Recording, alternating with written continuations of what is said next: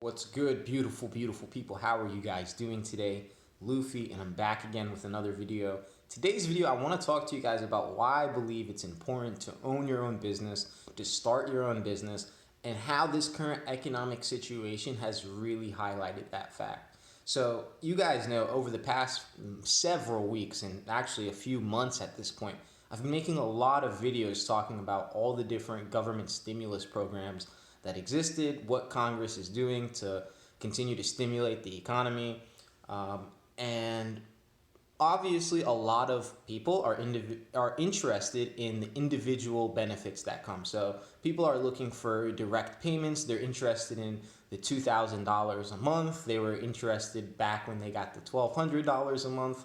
$1,200 one-time payment. And all of that is great and it's absolutely necessary. We need to put money into people's pockets. What people probably don't know is that the lion's share, the bulk of the stimulus packages were going to organizations. They were going to private businesses. They were going to government entities. They were going to hospitals. So as much money as went to people, the billions and billions of dollars that went in the form of direct payments to people, we saw 10 times that amount of money go towards organizations, to businesses and organized entities. So why do I believe it's important to start your own business or organization? Well, let's take the PPP for instance, the Paycheck Protection Program. So this is government stimulus. First round of funding was about $350 billion. They added an additional 300 or so billion dollars to it. Both of those amounts are, I believe, more than that direct $1,200 payment that we got. So they're putting a lot of money and attention towards, and that's just one program that they had. There's also, I haven't even talked about Main Street Lending Program or EIDL. Let's just focus on PPP, Paycheck Protection. So for that program is built for employers. It's not built for you as an employee. So the idea behind it is we're gonna give money to the employers or we're going to pay out money on unemployment, but at the end of the day we want to get the money out. What ultimately ends up happening is that employers benefit from this, and employees who were making more money from their job than they were on unemployment, aka rich people, were benefiting. That's who benefits from the Paycheck Protection Program. If you are a business owner, you benefit from the Paycheck Protection Program. And if you are a high salary or high income earner or worker, you benefit from the Paycheck Protection Program. Because now your company can pay you your salary and it goes towards the 75% forgivable payroll expense, which is necessary for your loan to be forgiven. So who doesn't benefit from Paycheck Protection Program? Low income workers. If you are making $10 an hour right now and you got laid off and you applied for unemployment benefits, you got your state benefit, and then you got pandemic unemployment assistance, that additional $600 a week, you're making a lot more money on unemployment than you were at your job.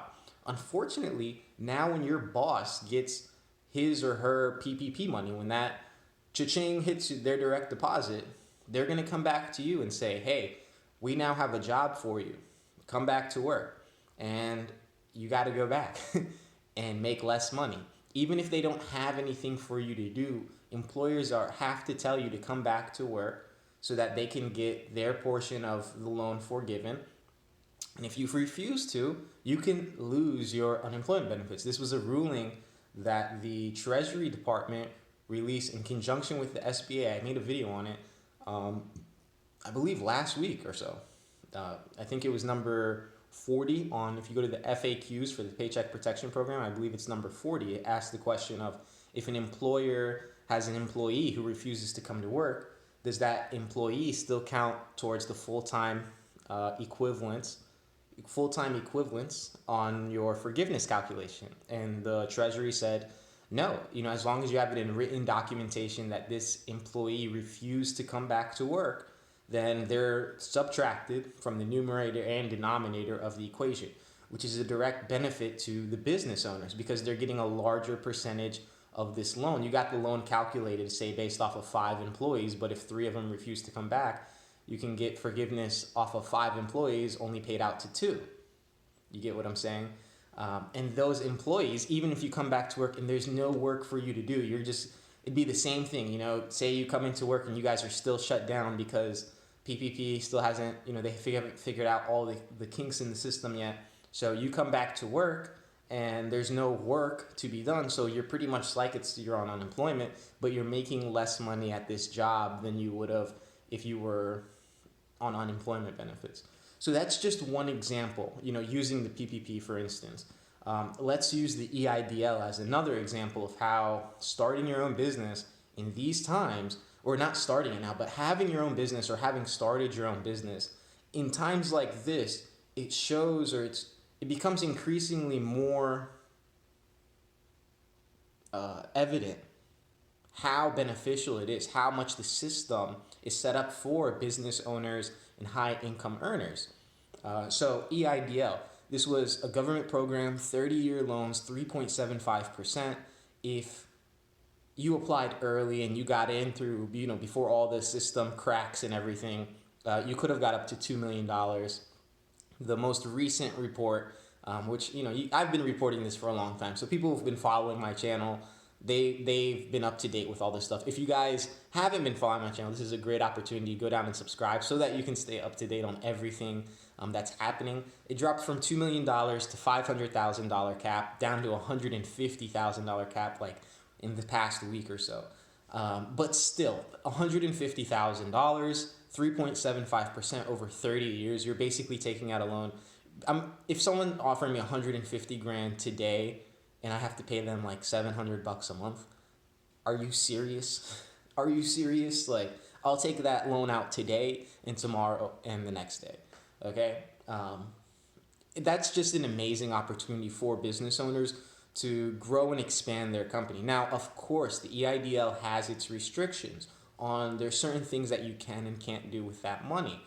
But that doesn't mean that business owners can't take advantage of it and do some money magic. I'm not suggesting anything. I'm just saying do some money magic so that you can invest some money into growing and expanding your company and expanding your business operations. So like I said, these programs are for business owners. These are billions and billions. It's probably, honestly, if I counted it up, if you count up EIDL plus PPP, plus especially if you include Main Street Lending, although that is a Federal Reserve program, it wasn't a congressional program. This is almost trillions. We'll see what happens in CARES 2 if they put more money into these programs, or if they even loosen the restrictions or anything, which, they've been talking about extending the forgiveness period or the covered period on the PPP from 8 weeks to potentially 12 weeks, 16, 20, 24 weeks. Let's shoot for 24. But these programs are geared towards businesses. America is an entrepreneurial society. One of the reason why people come from all over the world to live in America is because we value entrepreneurship. It's because we protect property rights. It's because people here have the freedom of speech, the freedom of expression, the freedom of movement that's non-existent in other countries and non-existent in a lot of other parts of the world. And those ideals, those values that we place here in America are the backbone of American society. They're what allow American small businesses to thrive and survive. The small business is almost the quintessential American dream in a certain way. It became bastardized over the past 100 years or so, and people started working in factories and all that. But entrepreneurship and small business ownership is the foundation of American society. And it's part of the reason why the failures from the Small Business Administration in doling out these loans and them changing up the rules with the EIDL and with the PPP, that $10,000 grant becoming $1,000 per employee.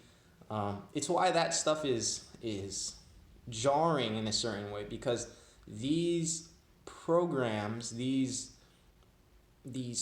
stimulus efforts are directed towards what is, fundamentally and quintessentially American small business. And that's why you need to start your own small business.